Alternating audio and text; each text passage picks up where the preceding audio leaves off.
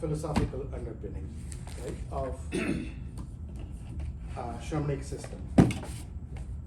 Is everybody aware of two philosophical systems that were running parallel in India in ancient times? No. One was Vedic system, and then was Shamanic system. So Vedic system is polytheistic, while Shamanic system is atheistic. Well, I should say non-theistic, that's a better word. Where Shamanic system did not believe in creator, God, or somebody that controlled you. The karma, which is in both systems, however, the difference between Vedic karma and Shamanic karma is different. Vedic karma, you do what you're supposed to do, you do the right thing, and external source or God would reward you or punish you.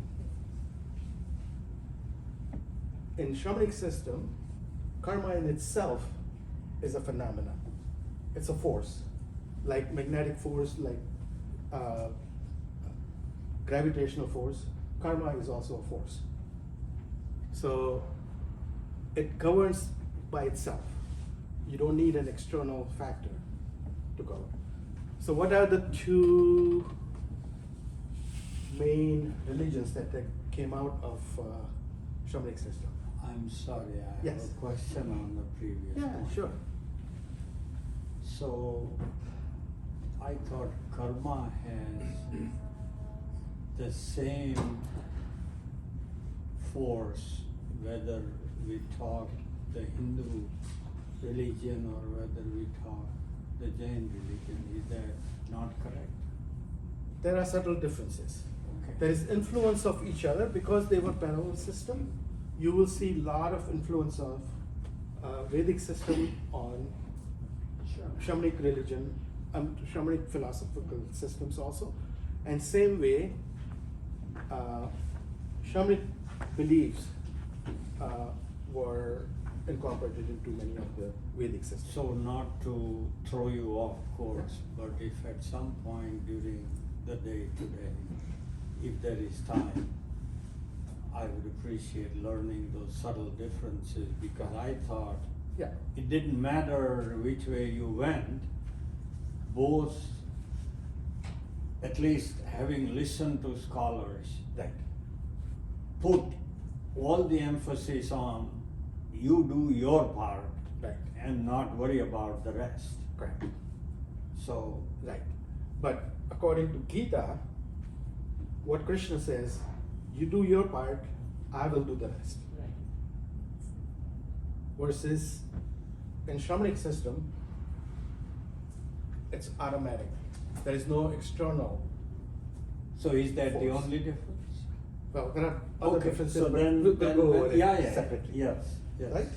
Sudhirbhai, I'd be interested in knowing that too, just learning. Yeah. Absolutely, no. So in fact, Later, not right now. right, yeah. In fact, 4 or 5 years ago, I was invited to speak at the Vishwa Hindu Parishad conference in New Jersey about Jainism, and I brought out these differences, and a lot of the RSS people in the audience got very upset. Said, why do you want to be separationists? You are part of Hinduism. When I showed that there were two separate philosophical systems, to an extent I had to be escorted by security. Wow. So, anyway, so you can guess what came out of Vedic system. You got your Sanatana Dharma or Hindu philosophy. And from Shamanic system, anybody? Jainism and Buddhism. Yes. So, incorrectly, Encyclopedia Britannica used to say that Jainism originated with Mahavir 556, whatever, BC. Same about Buddhism, that Buddhism originated with Buddha. We know as Jains that no, Jainism has been around for many, many years, and Mahavir was the last Tirthankar. Did you know Buddhists believe the same? And I found that out when I was in Tibet, where, well, throughout Eastern Asia, Buddhism is prominent, but Tibet is probably the most spiritual country in the world, in my opinion. And Buddhists also believe that Sakyamuni, or Gautam Buddha, was their last Buddha. There were many Buddhas before him, and there are going to be many Buddhas after him. In fact, the way we talk about Shimandra Swami, that next Tirthankar, who's already around in Mother Rock, Buddhists also believe that Maitreya is going to be the next Buddha. So anyway, Does the word Buddha have a very specific meaning in Buddhism? yes, Buddha is anyone who is enlightened. The way we call Jina, right? Okay. Jina is the victor of Rag and Rage. Same way Buddha is the one who is enlightened. Do they also believe in like the 24? Not really. No, they don't have a cycle of 24. Like Siddha or Jina is equivalent to Buddha? Correct. Okay. Where, or I should say, Arihanta. Yeah, Arihanta and Buddha. Right. Or Siddha. But Siddha Arihanta right. is Yeah. Siddha Yeah, either one. Yeah. at the end of the day. Correct. Except they didn't expound the religion. Right. Okay, thank you. So the link, to me, this is the link. When we talk about Samyak Darshan, Jnana Charitra, that's nothing but mindfulness, right? And same way, in Buddhism, you have, you know about the Eightfold Path of Buddhism. No, we won't get into it. Let's keep going into it. But one of them is Sati. Sati is awareness. Awareness of present moment, which is directly related to mindfulness. Most of the scholars on mindfulness come from Buddhist culture, Buddhist religion. Typically, you don't hear in Jainism people talk about mindfulness as much. But in my opinion, it's completely relevant and linked, and the history is much more ancient than what we see today. I know we talked about meaning of Samyak Darshan, Jnana Charitra, and the distinguishing from right belief, right knowledge, right conduct, to more of a mindful or rational or balanced as the better meaning of Samyak. So some may agree, some may not agree. And that's a very deep statement right there. It is, and I think to me that's more relevant, and that's what I describe to, rather than common belief. I think what happens, unfortunately, is somebody translate, and then everybody just copies that. Very rarely, because we don't have that many scholars on Prakrit, Pali, Sanskrit even. Sanskrit more so than the other. And I shared with you last time that I had opportunity to spend a lot of time with Professor Phyllis Granoff at Yale, who has PhD in Prakrit and Pali. Bali, and she's also a scholar in Jainism and Buddhism. So we constantly argued on some of the translation, or debated, I should say, on some of the translation. Some of the things she loved the Gamba text, and she was fascinated by that, and hours and hours of discussion on those. But moving forward, so mindfulness is what we would be concentrating today on. How do we apply in day-to-day life? And we'll do some exercises.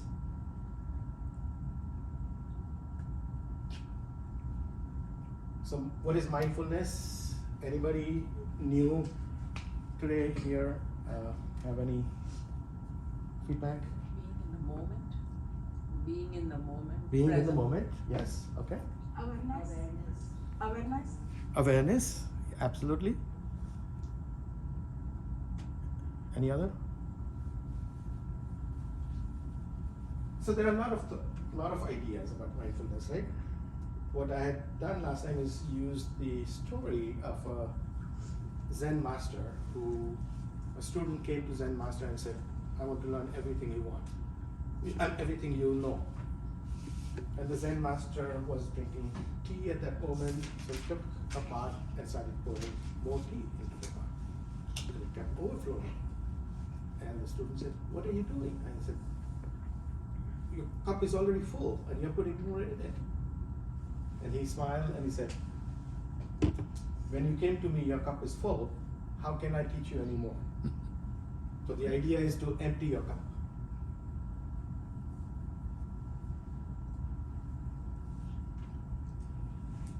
So let's close our eyes, take a deep breath.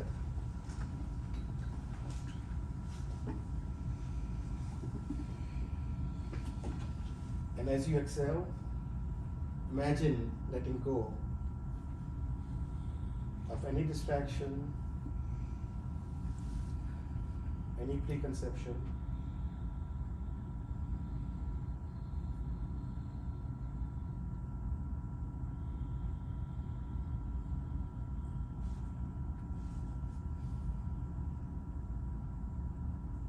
Inhale.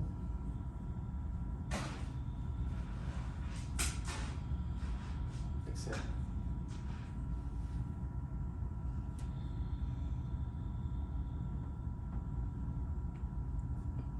Inhale. Exhale.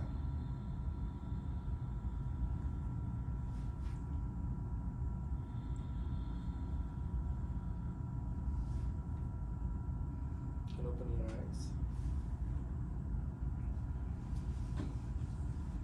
So this is just, we did it for a couple of minutes, but that's one way of really, and we will repeat this several times, one way to really get your mind off your current thought process, and your current, because our mind, does anybody know how many thoughts go in our mind every day? 2A. Millions and millions. Well, somebody should experiment on it. Anywhere between 12,000 to 60,000 thoughts coming out of it every day. Unfortunately, most of them are disempowering.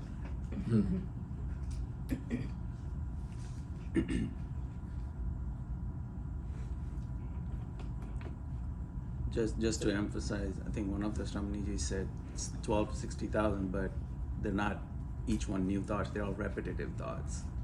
Many of them are repetitive So thoughts. it's yes, not like absolutely. you're dwelling on Yeah. new things at a time. Yeah.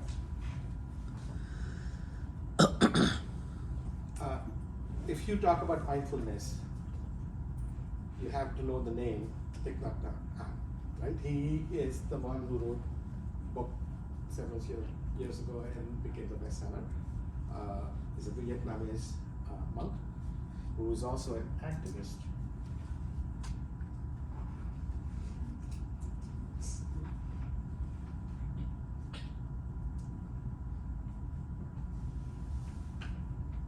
other person you should know, name of is John Zinn. He was an MIT PhD in molecular biology, but he spent his life in mindfulness. He has written about 12 books, and he has actually an organization on mindfulness training. He trains executives and many other people.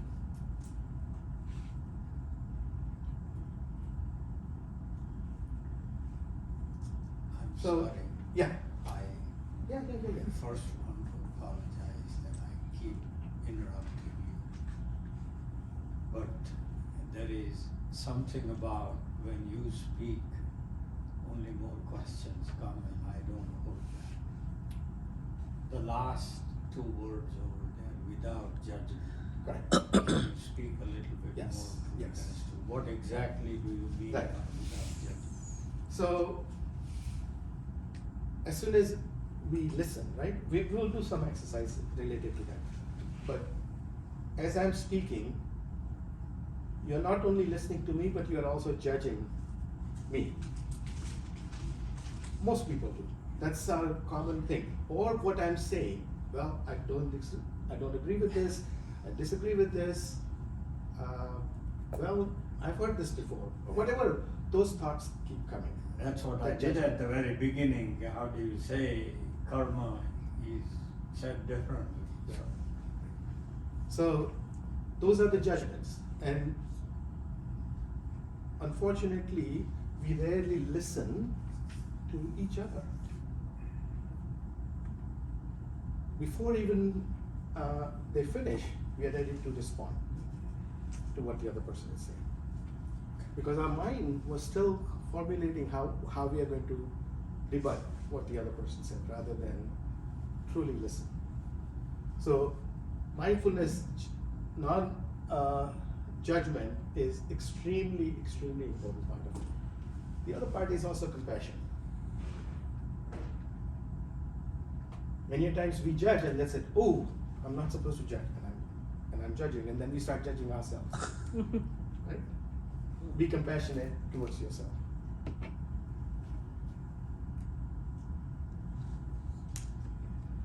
Thank you. So there are three components we went through last time, but we'll repeat it. Intention, attention,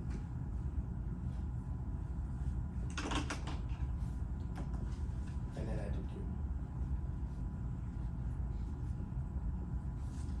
So the attitude is where we're talking about non-judgmental and being curious, right? And being kind, being compassionate.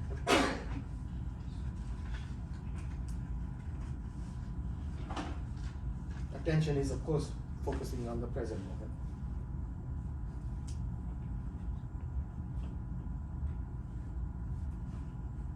All of it you can do only if you intend to do that. So intention is an extremely important part.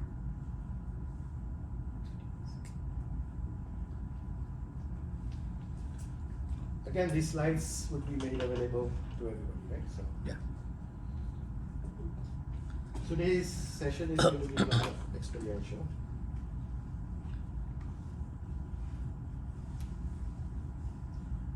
And I may go through many of those short stories.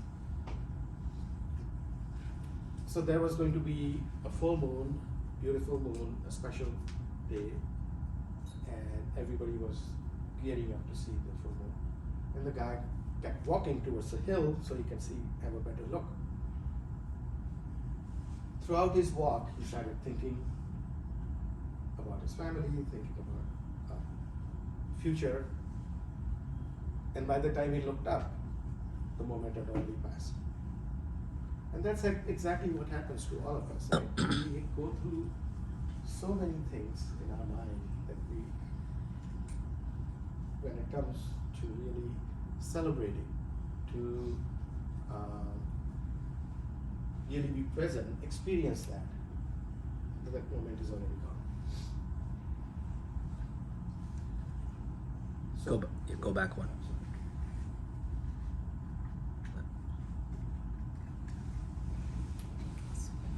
We're going to create a pause in our thinking.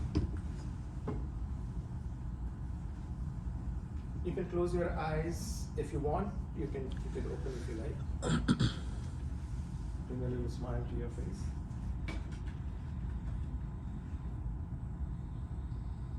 Inhale deeply. And exhale slowly. And at this time, you want to experience the sensation of your breath. And many thoughts would come. I just want you to observe what thoughts come. Don't resist them. Don't try to change it. Just observe.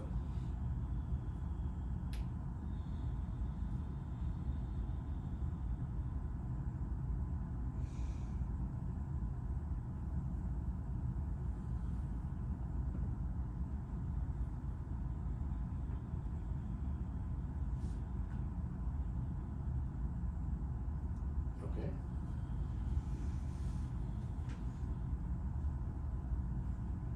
So would anybody would like to share what thoughts we're going through? The thought that trying to not have any thoughts. That resistance, I guess, is Right. probably the word. And the idea is to notice it, right? And let go of it. Once you notice it, it's easy to let go. What do you mean by sensations? So we have our certainly 5 senses through which we sense everything, right? We hear things, we see things, we experience things, we smell things. So certainly you should be aware of those sensations. But there is exercise we'll go through where we even go beyond your 5 senses and the sensation of your inner being.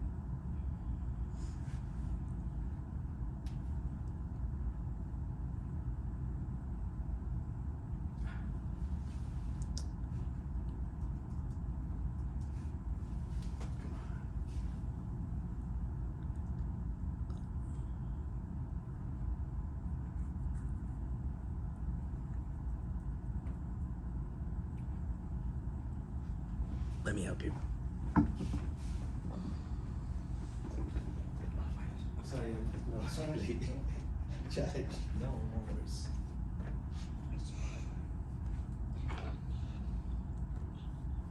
Okay, thank you.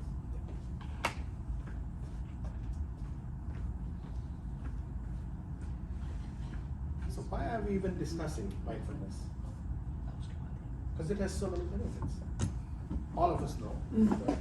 You're here because you have heard about mindfulness and its benefits.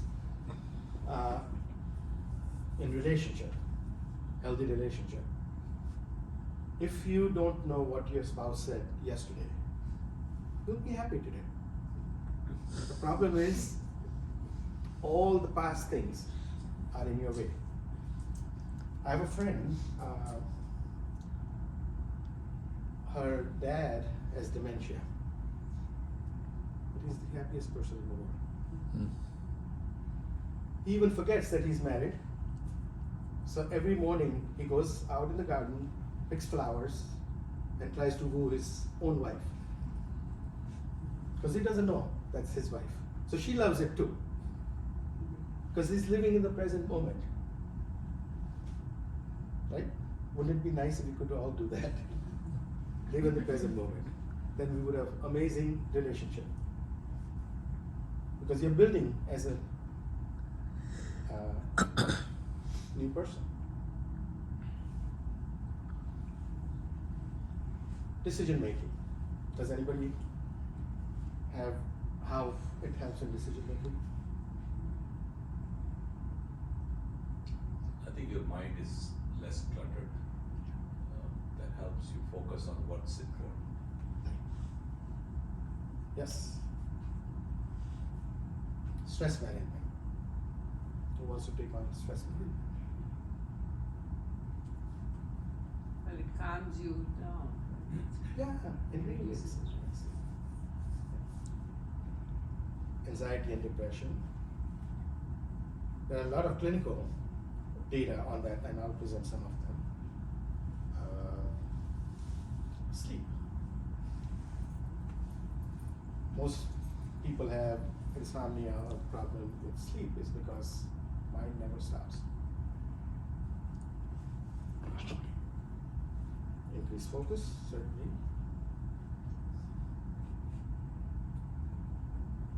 And through all that, you have greater self-awareness. So, Yes. so all of these seems to me like a do loop.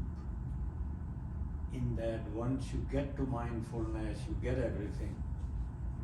But once you start focusing on, you will gradually get these things until you get to that final point, and the loop repeats itself.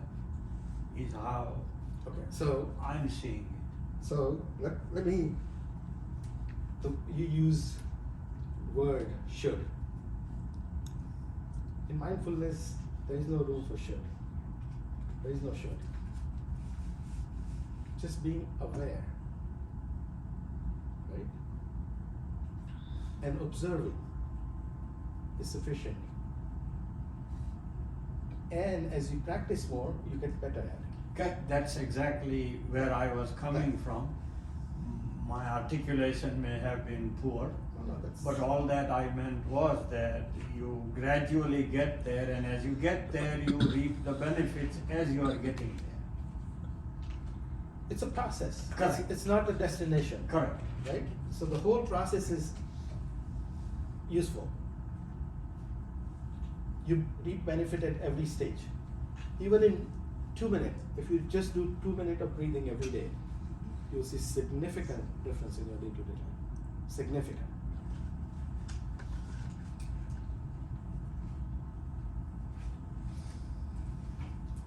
So this was done, I think after a year, PTSD. The difference in the MRI scan, you can see significant benefit.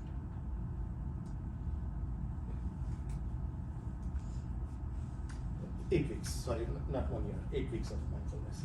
So that slide you saw earlier was 8 weeks of mindfulness.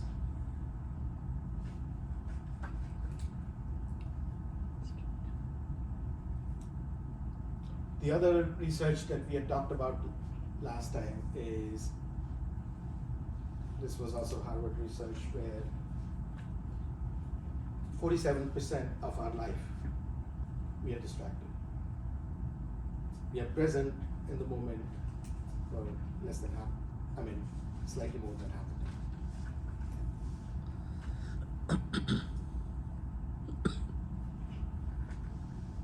Okay. So everybody understands the brain. This is your amygdala. Amygdala is your reptilian brain, and we have talked about it in the past. That's where it's gives you the response of flight, fight, or freeze, right? It's for the survival. So even reptiles have amygdala, and that's why it's called reptilian part of the brain that we have carried.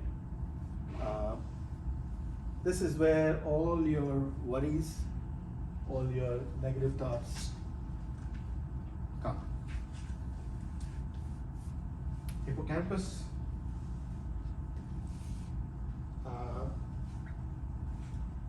it's where your memories reside. So here are the benefits, right? Your prefrontal cortex. So by the way, this is unique to highly evolved mammals, especially human beings. Prefrontal cortex is highly developed. So that helps us in decision making and self-awareness. Through mindfulness, you can calm down your amygdala. because you don't need to constantly respond to fear, respond to threat. We have it, we were evolved with it because the ancient men needed it to survive. Today we don't need it as much, so we want to come back.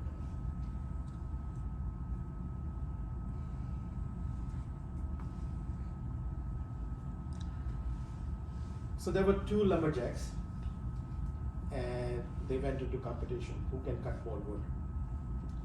So one of them just started cutting wood all day, constantly. The other guy would stop every few minutes, go away and come back and continue. And this guy would not stop, just keep going. At the end, the second guy had cut more wood because he was going to sharpen his saw. Mindfulness is exactly the same thing. It's sharpening your mind. So I think last time I'd given the quote by Gandhi that I have too many things to do today. Instead of 1 hour, I'm going to do 2-hour meditation. People say that I don't have time for meditation.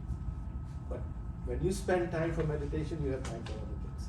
Otherwise you don't, because your mind is all cluttered. So, Yes. is there a specific definition of meditation in this context? Yes, more of a mindfulness meditation we are talking about, rather than there are so many other aspects of meditation, right? You see, mindfulness meditation is mainly focused on breath, as Jyoti can confirm probably, right? A lot of breath. Concentrating on breath, you then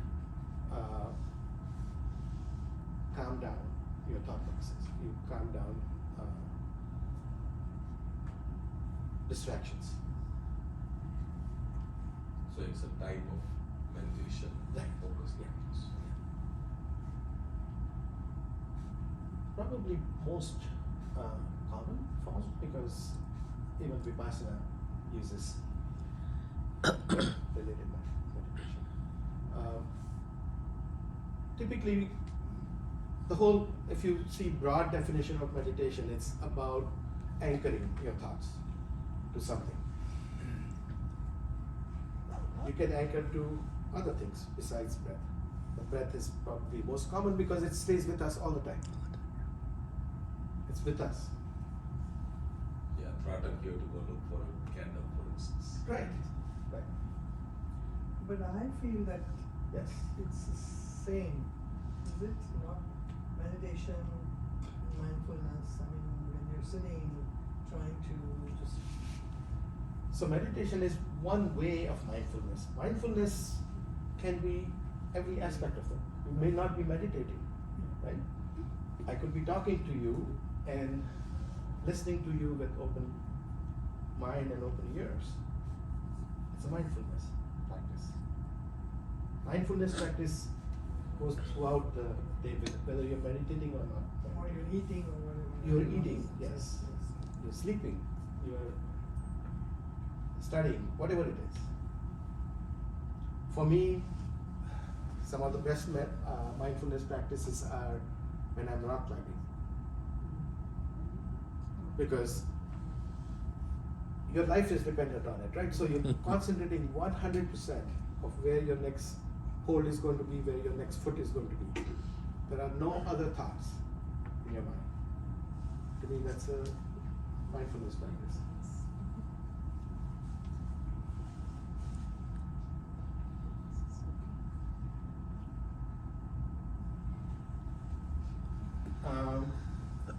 We'll skip this one here.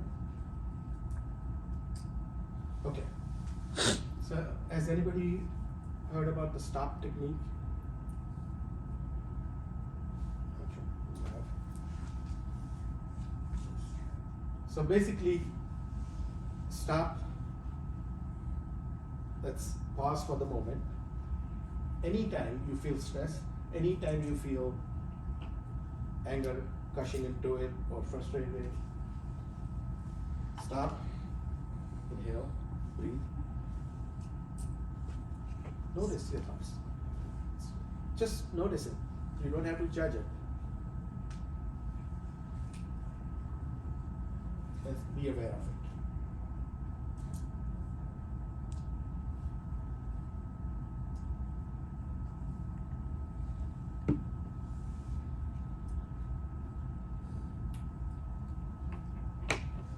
So the color here,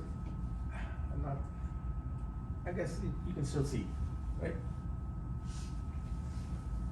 Highly active, yellow, and this is calmer, and this is really,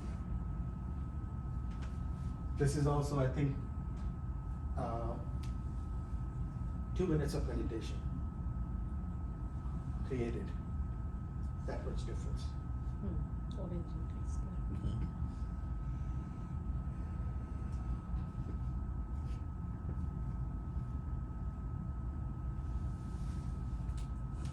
The other technique is 5, 4, 3, 2, 1, right? When a child gets all aggravated, what we say count, right? 5, 4, 3, 2, 1. Okay. Similar way. So here you have. Let's do it, right? Let's pause.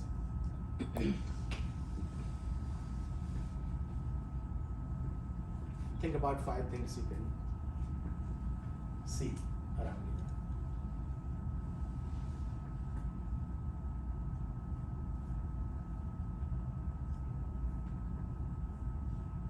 Does everybody have at least 5? How about 4 things you can feel?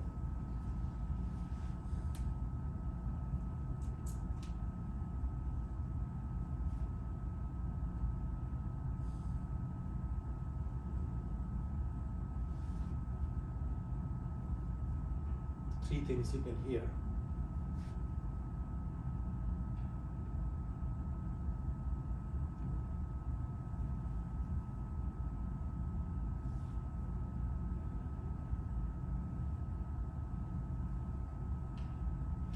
Two things you can smell.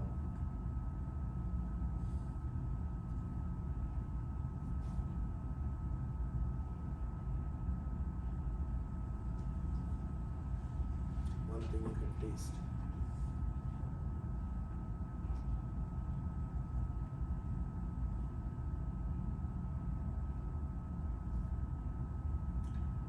So while you were doing this, were you thinking of anything else? Less of it, right? Mostly your thought was here. So this is one way to really put aside your anxiety, put aside your stress.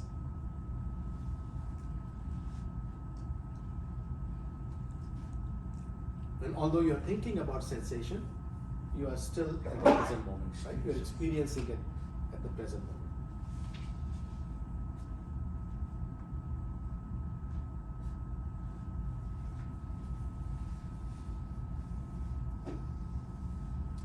Pain. There is a lot of study done on effect of mindfulness on pain. In fact, there have been cases where people have gone through surgery without anesthesia.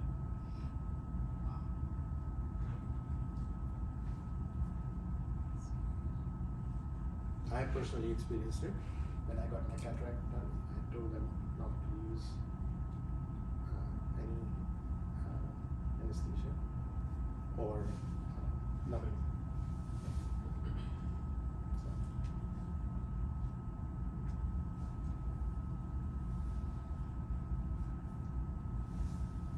Again, you can see just resting helps with pain, but combining mindfulness and resting significantly reduces your pain.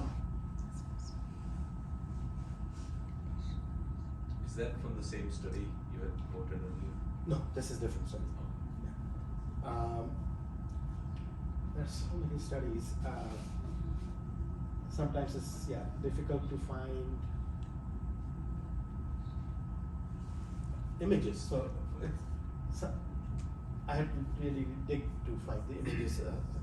Go through some of the papers where they have the images. Not everybody have MRI images. Just data, numbers. Can you show that image once again? Yeah, of course.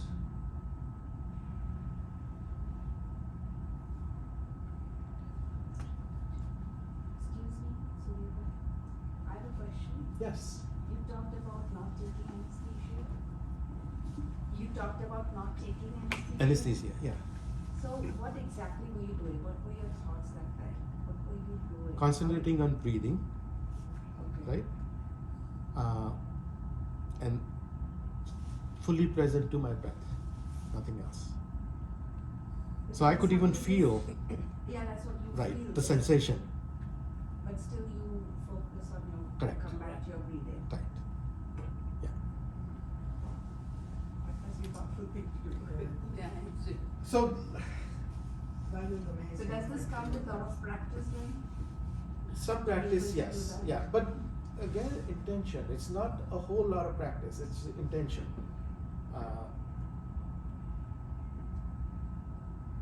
My kids think I'm crazy because I experiment on me a lot of different things. But yeah, I mean, all of you can do it. Believe me. Intention, then attention. What So what is you it are- actually you're showing sorry. here? So what I'm showing is, this is the pain center, right? The yellow area is where there is, when you feel pain, the neurochemicals in your brain are changing, and they are the ones that cause pain. The reason you feel pain is because of the firing of those neurochemicals, right? The production of those neurochemicals that cause that pain. It's actually designed to help you so that you know there is something wrong with it, so you can do something about it. Here, through mindfulness, you are completely reducing Okay. those it's only it's endorphins. neurocorrelators. Endorphins. I'm sorry. Is it endorphins? I So think you have, it's- of course, you have endorphins. You have mindfulness. You can control your oxytocin. You can even dopamine, right? It's those cortisols. Well, yeah, you can reduce the cortisol level too. Yes, So am I looking at the amygdala or something else? this is not a big deal. No. Okay. This is in your brain. Brain. I mean, Right, so amygdala brain is is also also part in of the the- brain, but this is another. So we have a lot of. Anybody here neurosurgeon or doctor? No, they can explain maybe better.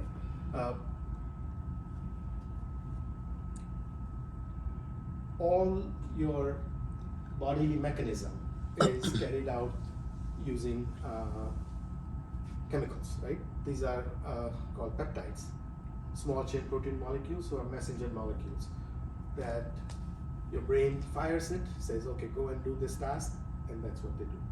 Producing your neurochemicals, pain or pleasure, all of them are in your mind. And you can trigger them if you are trained at will. So essentially you are cutting out those biochemical reactions. Or enhancing them, either way. Enhancing some, interrupting some. The enhancing part, So there are pleasure related neurochemicals too, right? maybe this is a one-on-one later conversation because I feel like I'm the one interrupting the most. But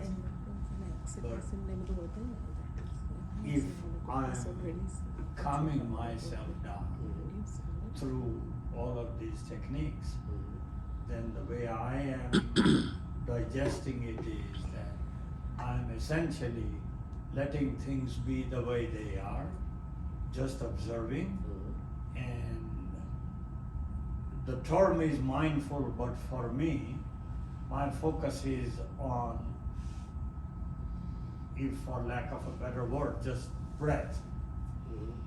And so therefore, I'm just cutting out all those biochemical reactions that bring up different emotions in me. As I said earlier, it works both ways. It's enhancing and altering even. Yeah, altering obviously yes, because I'm cutting them up. But the enhancing part, I need to think more, learn more, Right. so I can Right. understand. So blissful state, right? There are neurochemicals that promote blissful state. And my way of thinking is that if there is nothing else, then it you are is blissful. Okay.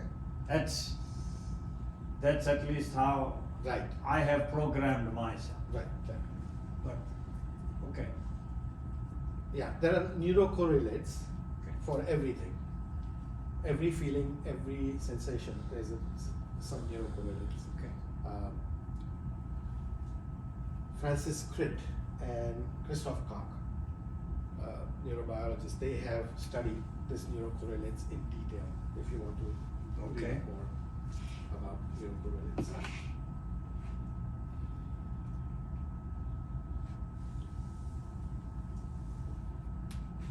So we did some of these last time also. We will briefly go over some of them for people who weren't there.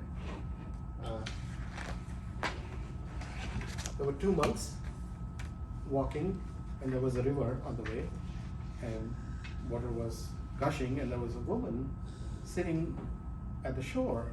She wanted to cross the river, but she was afraid. So one of the monks carried her on his shoulder, walked through the river, put her down on the other side, and continued walking. After an hour of walking, the other monk said, "You know, we are not supposed to touch women. And you even not only touched her, but carried her on your shoulder and took her there." So the other monk said, smiled, and he said, "Well, I left that woman at the shore. Why are you still carrying her?" So that's exactly what we do. Constantly we carry things in our head that don't need to be. Small things happen, we remember them, and we continue to dwell on them.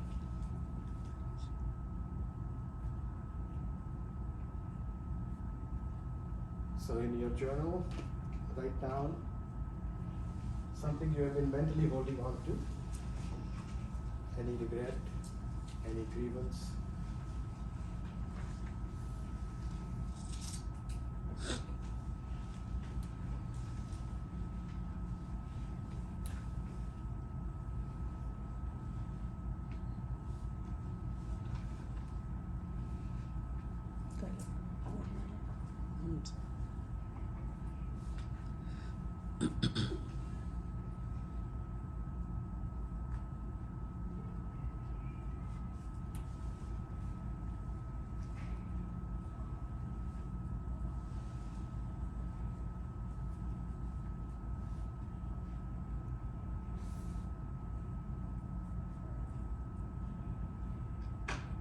Does everybody have at least one?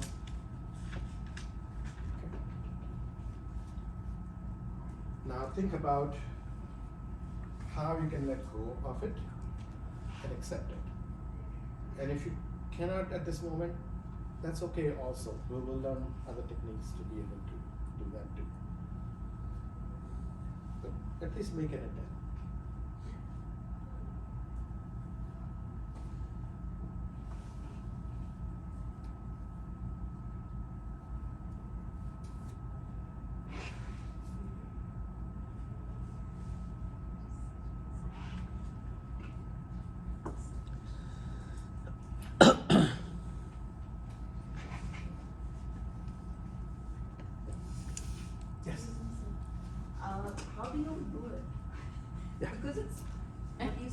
can't accept whatever, my grievance, I'm not still ready to accept it. So then you said, try to let it go, but how? That is the question. Okay. So at this point, if you feel that you are unable to, hold on to that thought. There are other techniques I'll introduce that may help. There are so many ways, so many techniques, and we'll go through some of them. The idea is to introduce you to them and you practice it over time. So just one thought. Yes. Doesn't it go back to, as you said before, intention has to be the first one. Correct. That until you really come back to that intention, you are not, that's the starting point, is how I'm grasping it now. Yeah. No, I've had some people who said, I don't want to let go. Yeah, and that's And I'm your, okay with it. that's your intention. That's it. That's As it. long as you yourself see it, that you don't want to let go of it, then that's fine. You will get to that I point won't say whenever that's you fine, get to it. but No, fine as in, Right. as in you recognize it, You recognize that that's the reason why Right. you can't let go of it. yeah. You have chosen. If you examine further, you will see that that could be the cause of a lot of suffering, right? So, but that's a personal choice, right? Yeah, we'll come back to it.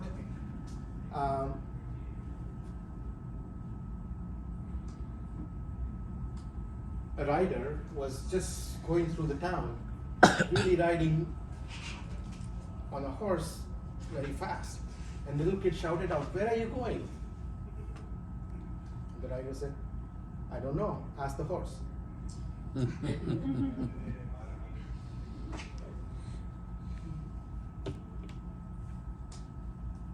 Again, these are short stories, but they are so meaningful.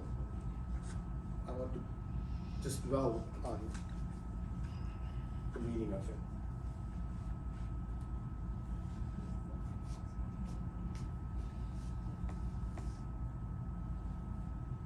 So the analogy is the horse is your mind. I'm trying to. Yeah. Okay. Yeah. Yeah, the thoughts. So now, let's do this exercise, or maybe we can talk about it. So when was the last time you felt dragged by your thoughts?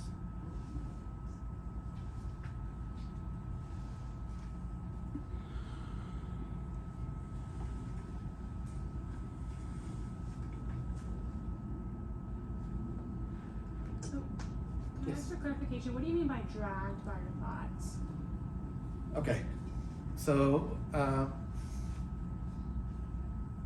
where you felt you did not have control Okay. of that thought, Okay. right? You just were carried. Thanks.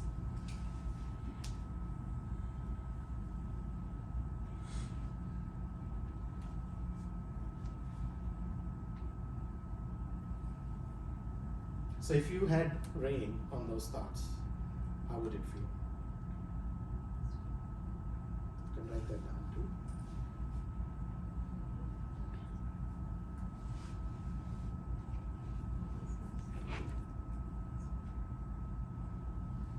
How are we doing on time? We should probably take a break in a few minutes. 15 minutes? Yeah, maybe 3-4 minutes. Sounds good.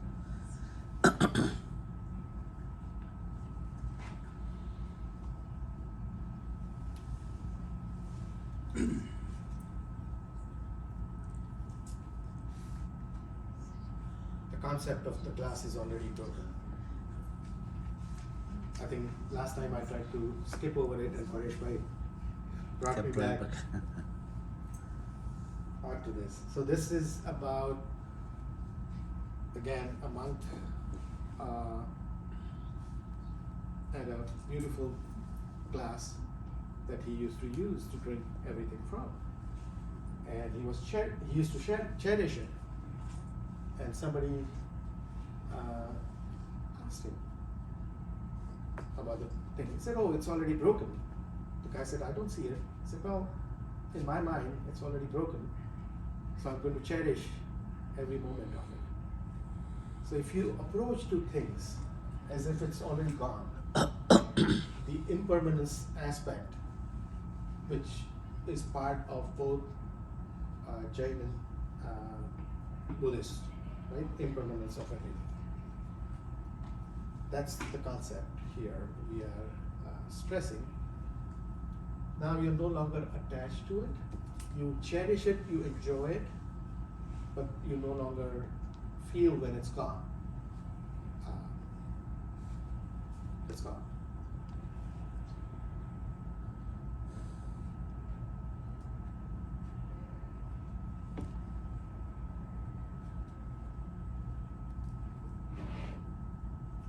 So this is where the exercise comes. How do you respond when something you have, something that you value, either changes or is lost?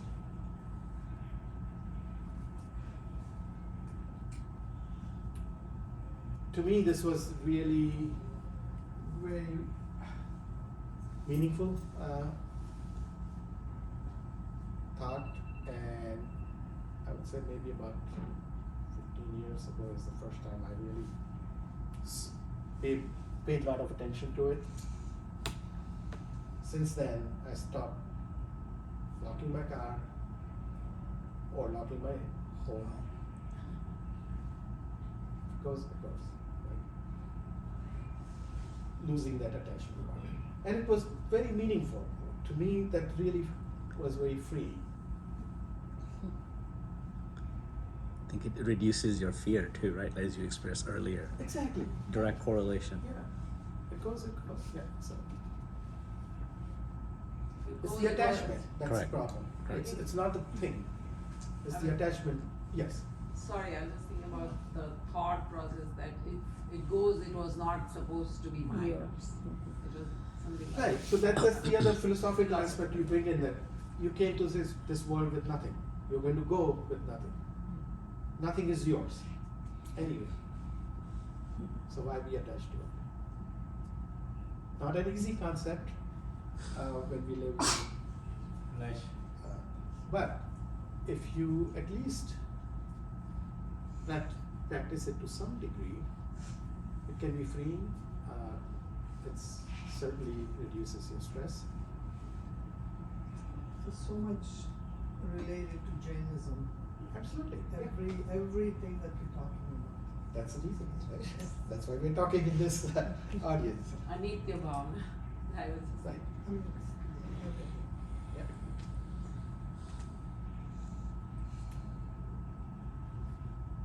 I know growing up, my mom used to always say, anytime we complain, we say, "Aapan kayam ramati." So.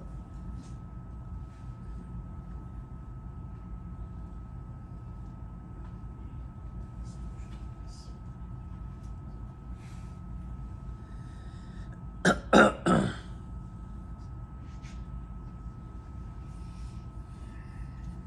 want to do this exercise? I know some of you may have done it, but those who are here for the first time, think of something in your life that you deeply value.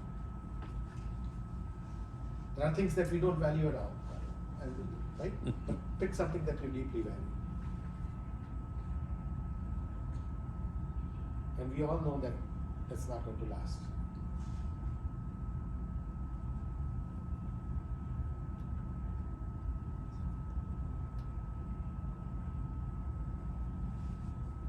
Can you expand on the term appreciating it fully in this context? So, when you realize that it's not permanent, when you realize that your children Gone. are going to go Yes. away to school, to their lives, think how while you are there, while they are there, how much more appreciation you would have of their presence. Right? You would be a different parent. Just like appreciating the glass. Right. No.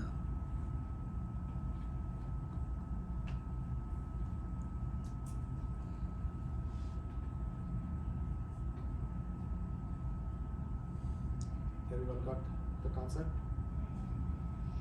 So, I was just thinking backwards Yeah. to the previous question of letting go. So whatever the either unpleasant situations or misgivings we have in relationships, I'm just thinking to myself that taking a person, a situation, a thing, when you come back to this, as long as in any of those situations there are also things that have been on the positive side. So if you put more time in focusing on the positive side, that may be one way of letting go of the negative. Yeah, you guys have heard me before, but I don't like negative or positive. That's a judgment. Well, it is all you at the end of the day, but I'm thinking that that's why I raised the thought. So that from the intention perspective, would that help you change your intention? Think of it this way. If you're trying to find positive things and you're going in the past, again, you're not in the present moment. Okay. And you cannot thoroughly enjoy the person Present. that you are with at the present moment. Okay. When you're looking for either positive, negative, whatever you call it, those are still part of the judgment. The idea is to be free of those preconceived thoughts, those judgment, and have, as she pointed out last time, a lot of compassion, gratitude towards that person at the present moment. Have an Alzheimer.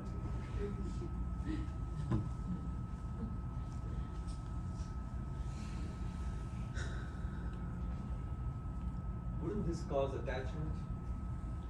Would that cause attachment? Like if you're appreciating something fully, right? Uh-huh. You're liking, you're enjoying that, or wouldn't that cause attachment? It's the opposite, right? If you are attached, there is very rarely that you appreciate, or very rarely that you experience it fully.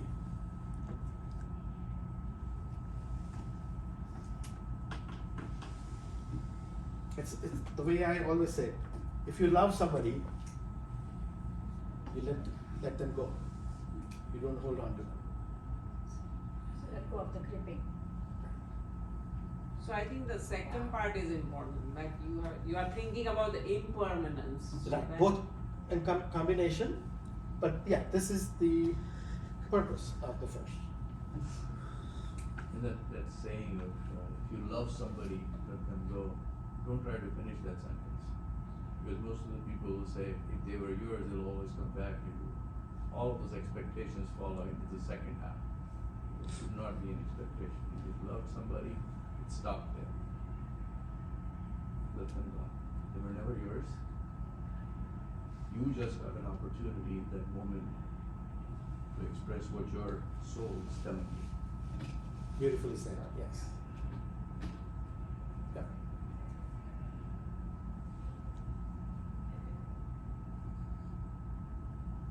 Yeah, right now we are together. Let's enjoy the moment we have together. Let's not worry about what's going to happen tomorrow, or what happened last time, or whatever in the past. Is that the time to take a break Right now? now, I mean, Okay. if you want. If you want to, yeah. What? How is everybody feeling? You want Water. a little stretch break, water break? Yeah. Okay. So, there are, I'll go. We have some water in the back. I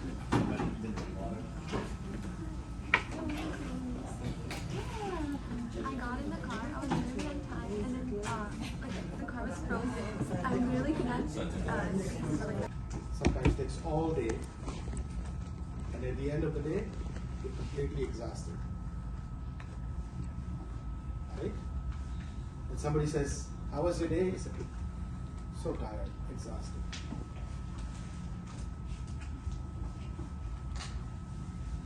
So we were busy pulling the weeds, but we were not enjoying the flowers in the garden. That's why we feel exhausted. If we were present, then the garden is beautiful. You have flowers, you have vegetables, you have plants. That can be so relaxing.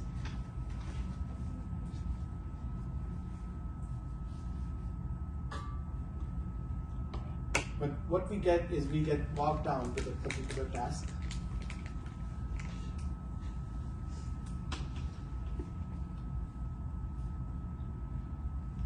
And with that task, we have resistance to even looking around us and enjoying what's around us. So, let's do this exercise. Think of something in your life that you are trying to eradicate.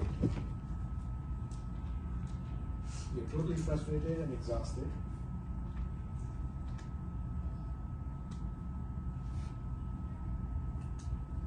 Most of the time it's about somebody else, right? It's not about us.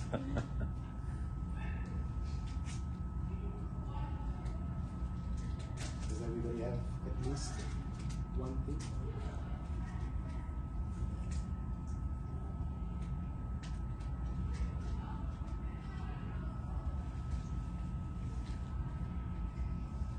So we talked earlier about acceptance, right? I think I talked, okay, earlier. So accepting is one aspect of it. That's the first step. The next step is celebration. Does everybody know the difference? Yes. I just wanted to share because I think it's kind of funny. One of the moms in the soccer club that my kids participated in kept complaining about her child, how he tends to every day he forgets something in the, I guess, daily activities that he's supposed to do, brushing teeth, taking a shower, like the things that he's supposed to do, he somehow misses at least one thing every day. And she has to remind him, okay, you need to do this, this, and that. And we were all just like, oh, okay, interesting, funny. And I just said to her, maybe he does that on purpose because if he did everything right, Mom wouldn't have anything to complain about. And she just started laughing and she's like, oh, that's a really good way to think about it. So I don't know if that goes with it. Partly related. For me, I can give you my personal example. I'm ADD, adult ADD. So I had difficult time accepting that. The next stage of celebration is I now really tell people, because of my ADD, I can do so many things in life. I have so many interests in life. And the whole creativity aspect of every ADD person has, I celebrate.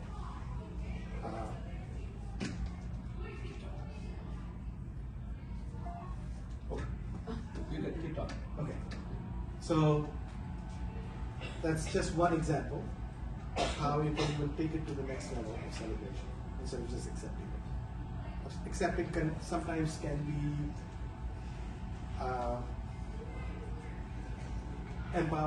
maybe disempowering too. But if you take it to the celebration level, now it's always empowering. So now with pride I say, I am an adult ADD.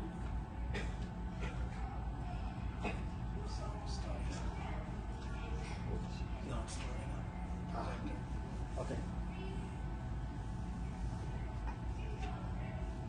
Sudhirbhai, Yes. I have a Yes. So you said like, suppose I have a problem with someone or whatever, I'm thinking about that person, and now I've accepted that that person is like this. But then how do I celebrate that? Okay. So the way to celebrate them is, thank you for being my teacher.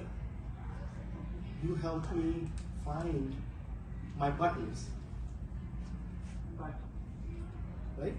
Now I have ability to neutralize those buttons. Because of you, I found out that, okay, this irritates me. Right? Anybody else? No, there you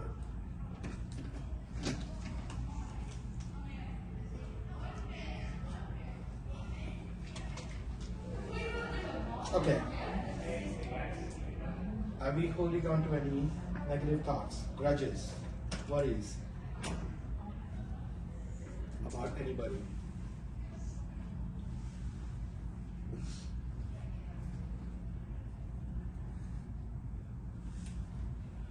A teacher told everybody to carry a sack of potato with them everywhere they went. Students said, great, they were doing it. After 2 days, 3 days, 4 days, 5 days, what happens? It starts sticking. Right? That's exactly happens to all the grudges that we carry. And how long have we been carrying them?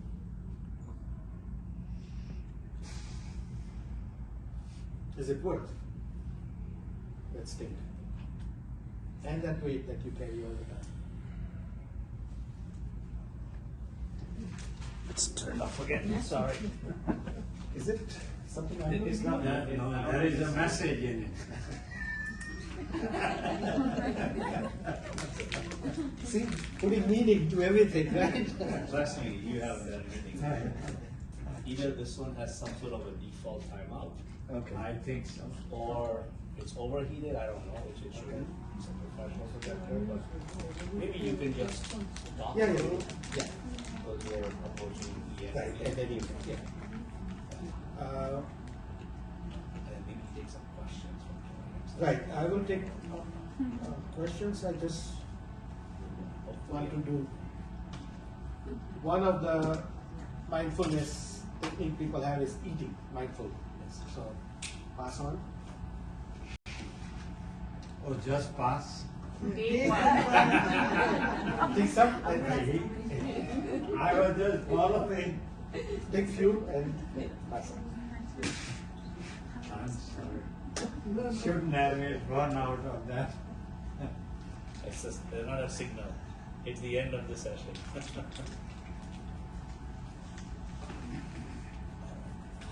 So everything we do, Make sure you tell everybody don't start eating.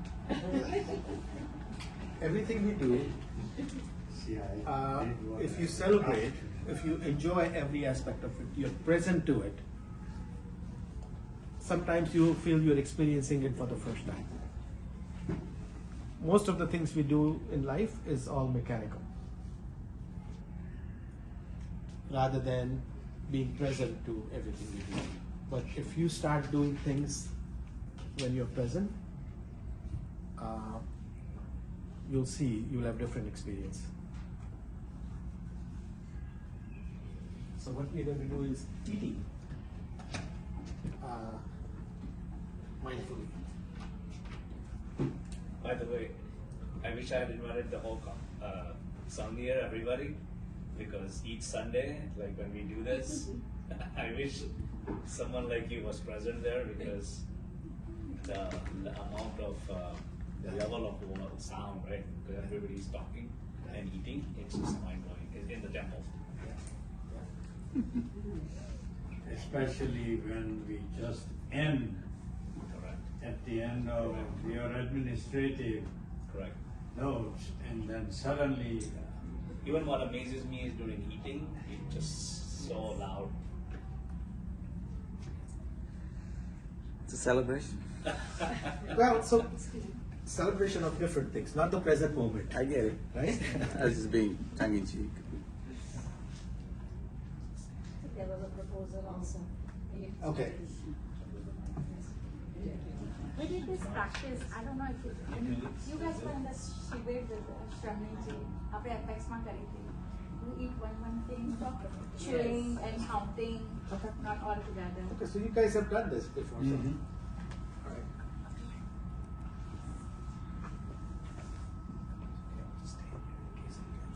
All right. So now, take one break.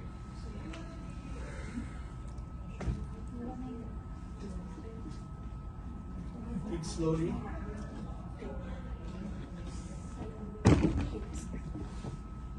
Savor.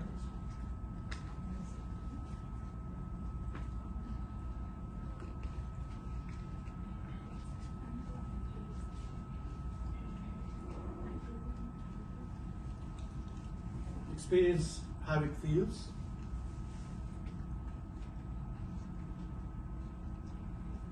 The texture.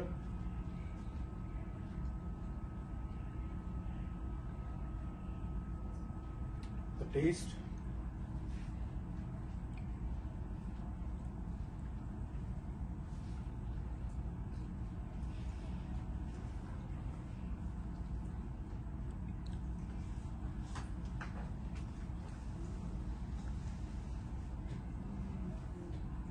Chewiness.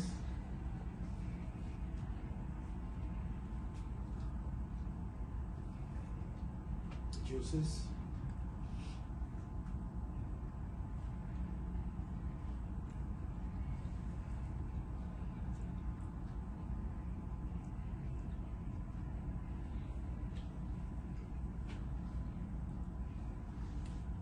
So what if you ate every day your meals that way? Certainly you won't have weight issues.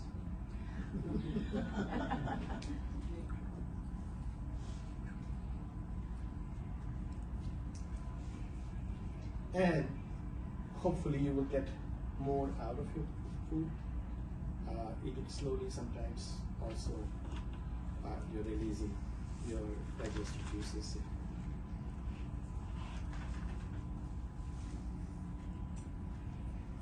Okay. We'll do this last exercise and we can stop. Pair up with the person next to you. The first person speaking, just speak whatever you want. The second person listening, that's very critical role. No other thoughts, you fully listen to the person. Where the person feels that they were heard. Okay? Better. If there are three, you can.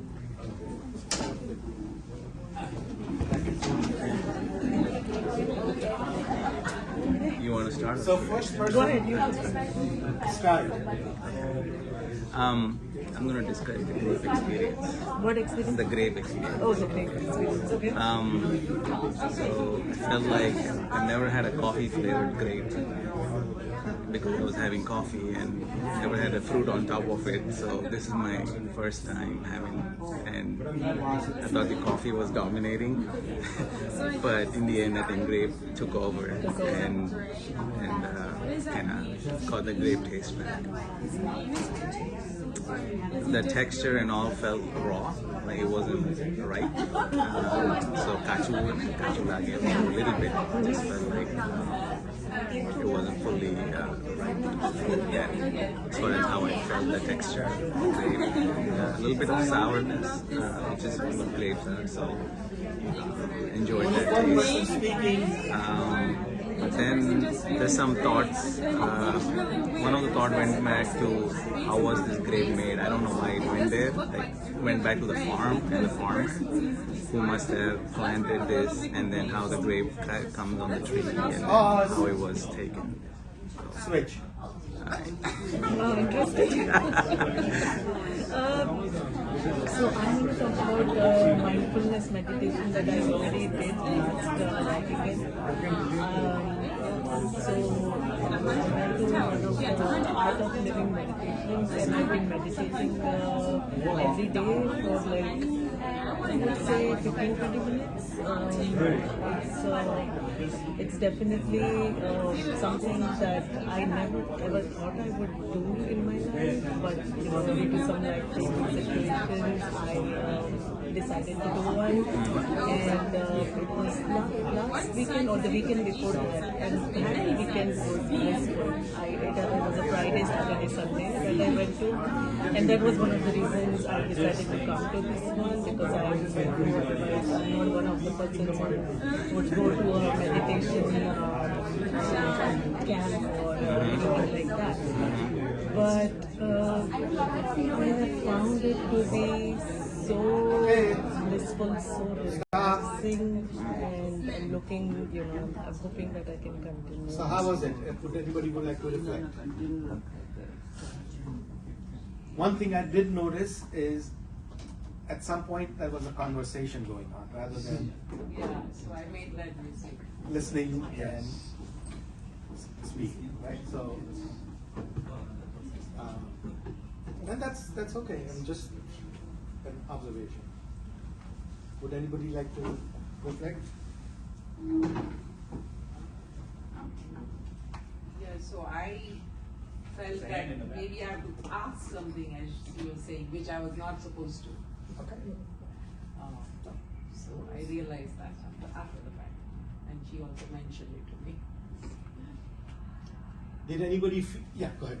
Just sharing our experience. So we were talking, and then it started off as a longer conversation, but then we were talking about common topics like Amit Tandon's show. So it became a conversation. And just like she said, at one point, I was just waiting for him to finish his sentence because I had my thoughts already formed. I think we did good there. And that's normal. Again, nothing wrong here, right? The idea is to observe and see what happens. Did anybody feel? I have a. Yeah, go ahead. When she was just, we did not have a conversation. We was just listening to each other, and when she listened to me, and I listened to her, I felt that way, that somebody is there to listen to you. Even maybe it's related to her or no, but I can empty my pain, my thoughts, my words, and maybe that helped me, that I know maybe I have this problem, or maybe I need to work on this one. I knew it, but it's making me more aware right now. So what I'm hearing is you're saying that you felt listened to. Yes, and I felt more aware that I already knew this is something going on with me. I need to address this, but while talking to someone, yes, this is really, I need to focus on these things because those are right now my priorities are. That's what I felt. So two aspects of it. When you were sharing, when you felt that you were listened to, you were more open to communicating your deepest thoughts and your feeling. Yes. Right? Anybody else? Any other observation? In general, because of the experience and doing these things, even now, when I'm listening to somebody, my thought, I'm either in the future or in the past, because the moment the words I listen, I start to, oh, I want to say this, oh, I want to do this, oh yeah, that thought process is going on in my head. While I'm listening to a person, I want to go, yeah. So even while I'm listening, I'm still not in the moment. So how I can divert and make sure that I live in that, even in listening to it, I stay in that moment. So with practice, I've been able to do it by focusing again in my breathing while I'm listening to it, and that keeps me focused. Each word the person is talking to me, or I'm listening to those words. So it takes a while, it takes a lot of practice to do mindful listening and even mindful talking, because yes, I think just listening, or at least pretending, right? But when you, hang on, say with me. But when you actually have an eye contact and do that, that establishes that connection. So if I'm speaking, but she's looking at the whiteboard, I'm not connected. even though she's not saying anything back. But if she's looking at me, I'm looking at her, that really brings both on the same table. So what I'm hearing is when somebody is truly paying attention to you or not, you realize it. You feel being listened to or not being listened to. Right. Right? How much is artificial and how much is it real? Thank you. Yes. And I think as Jyoti can say that going in a conversation is very easy, but just listening to somebody, it is actually difficult and needs a lot of practice, that you are truly listening that person, what the person is trying to say. Most of the time it's just happen the opposite and other way, the way we go in our thoughts. And maybe I can listen to her because like I mentioned you earlier, I'm doing meditation every day from past 8 to 9 months now. So I'm there that I can listen to her for 2 minutes. I don't know if it has to be 15 minutes I will able to listen to her, I don't know.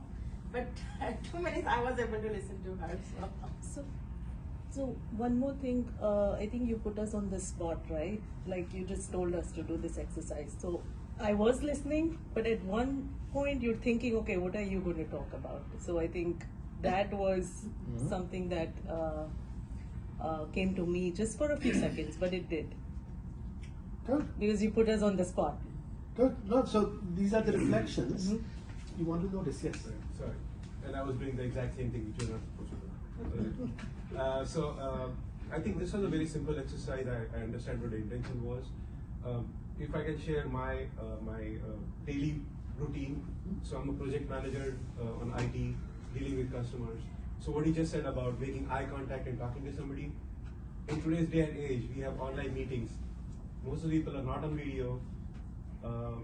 I conduct at least 4 to 5 hours of meetings every day, and we are supposed to have a very intense conversation about something, some financial system we are building. I'm supposed to listen to them. Being a project manager, there are people who are pinging me on some stuff. I have got my own distractions going on. Wife is like, oh, did you eat, or something like that. So I'm not giving reasons, but I'm saying it's very, very tough and challenging. And obviously, I can also throw in that maybe I was good earlier, multitasking, whatever you want to call it. But as I get older, I'm finding that I'm getting impatient with this stuff. And I'm like, I'm done with this, I can't deal with this. As soon as it's 5 o'clock, I'm like, dukaan band karke, I'm done. So I'm just sharing my real life, challenges. Yeah, and I think multitasking is a huge myth, to be honest. People think they're multitasking, but you're actually not being productive at all at the end of the day. And just one more example. So I used to work at SAS. If you guys have heard of SAS, it's like a great campus and people really, really work well. They don't pay well, that's a different issue. So from that, we went to the pandemic and totally 360 degrees. For me, it was such a big, change. I couldn't explain it to somebody. If I worked in person for 30 years, exactly what he said, conference rooms, one-on-one conversations, coffee, having people, and then it's just totally touchless, I was lost. I don't know what was going on, I was I'm useless, because I'm not productive. So this was the biggest challenge for the last 4 or 5 years, active listening. And I keep on beating myself up to say, why can't I pay attention? Why can't I respond to her or ask intelligent questions? I'm supposed to be the boss, kind of the subject matter expert or whatever. So just wanted to again share my frustrations, my challenges in this. Do you believe the value of mindfulness in that? Yes. Calming down, yeah. Focusing. Again, I don't expect everybody to immediately switch and be mindful going out of this. The idea is hopefully you learn some techniques, some way of using it in your day-to-day life and start reaping the benefits. That's the whole purpose of doing this, so that things, whether you hear from me or through questions or through somebody else, everybody has something to contribute. And in the process, we take something and apply and start applying little at a time in our day-to-day life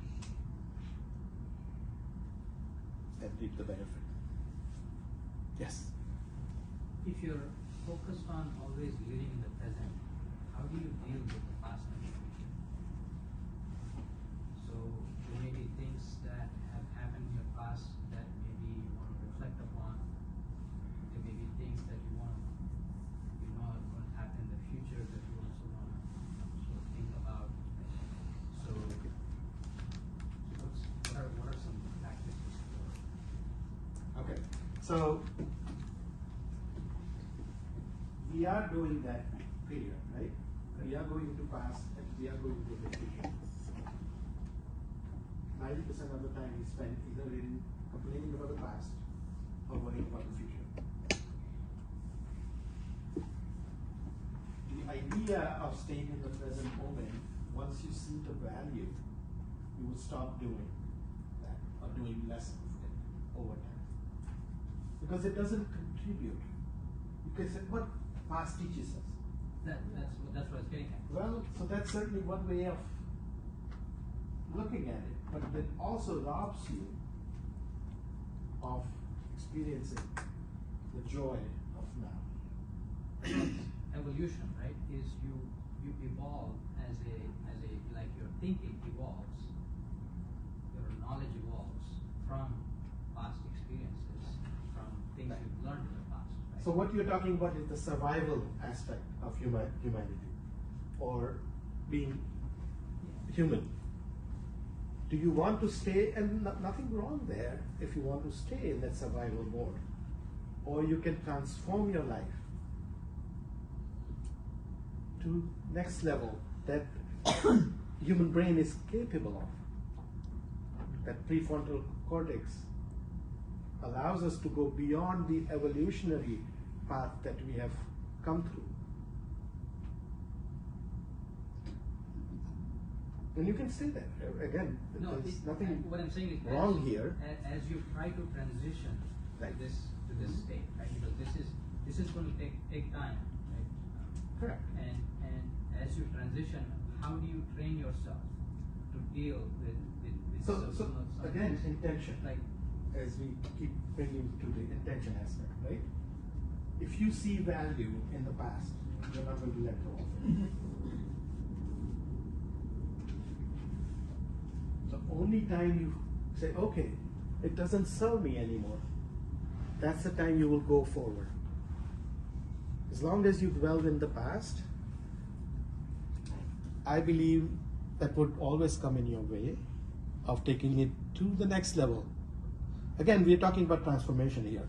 Nothing is necessary, but if you want to take yourself to next level of experiencing that bliss, experiencing that peace, inner peace, these are some tools, these are some ways of doing it. Yes? My opinion is that I'm actually a very good listener. However, how do I get someone I'm interacting with who may not be as great of a listener to be mindful and open to hear me and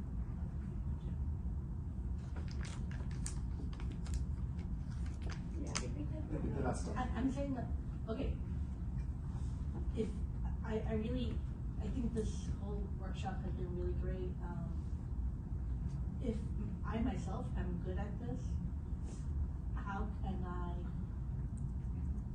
use, what can I do to help others that I know also be mindful and be active listeners? Okay.